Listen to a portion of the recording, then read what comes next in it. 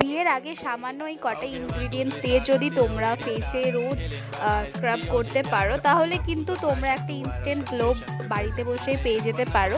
আর হ্যাঁ, এই স্ক্রাবটা সপ্তাহে একদিন ইউজ করলেই তোমরা রেজাল্ট দেখতে পেয়ে যাবে। তো লাগবে এখানে হলুদ, যেটা কিন্তু গোল্ডেন করে নেওয়ার পর আমি কিন্তু ওর মধ্যে বেসন, তারপরে কফি পাউডার আর একটু চাল গুঁড়ো দিয়েছি, যেটা কিন্তু আমাদের স্ক্রাবের জন্য খুবই দরকার। আর 2 চামচ করেই সব কটা দিয়েছি। তো তারপরে কিন্তু একটু আলাদা পাত্রে তুলে রেখে ওর মধ্যে আলুর রস এবং লেবু এবং দই দিয়েছি। এর মধ্যে তোমরা চাইলে কাঁচা দুধ অ্যাড করতে পারো।